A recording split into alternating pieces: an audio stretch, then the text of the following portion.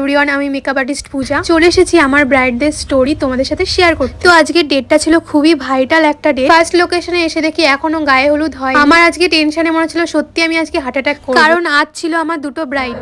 মার একটু অ্যাক্সিডেন্ট মতো হলো, কারেন্ট শর্ট খেলো, দেরি চোখগুলো একটু টানা টানা হবে, আর কলকাতা একটু সুন্দর করে দিও, আর পুরোপুরি তোমার উপর। দাঁড়িয়ে দাঁড়িয়ে মেকআপ করছি গাইস। আমার এই ব্রাইড কিন্তু অনেকটাই লেট করে বসেছিল, প্রায় 2 ঘন্টা লেট। আসলে ওরও কোনো দোষ ছিল না, তার কারণ ওর মায়ের একটা অ্যাক্সিডেন্ট হয়ে গেছিল, আর আমার হাতে টাইমও ছিল খুব কম, তাই তাড়াহুড়ো করে মেকআপটা কমপ্লিট করতে হয়। তো এটা ছিল ওর ফাইনাল লুক। তোমাদের কেমন লাগলো আমাকে অবশ্যই জানিও। দারুণ লাগছে, পছন্দ মতো হয়েছে তো? হ্যাঁ অবশ্যই। তোমার কেমন লেগেছে বলো, বৌমাকে কেমন লাগছে? সবার কেমন লেগেছে রিভিউ দাও। কেমন লাগছে মেয়েকে?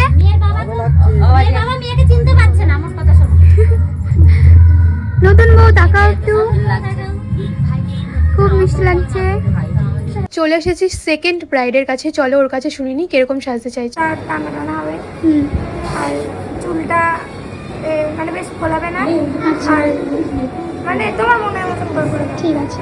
আমার এই ব্রাইডের একটাই ডিমান্ড ছিল যে গাল কলকা করবে। দুটো ব্রাইডকে তোমাদের কেমন লাগলো জানো। তোমাদের এরকম মেকওভার পছন্দ হলে অবশ্যই আমার সাথে কন্ট্যাক্ট করতে পারো। বাই।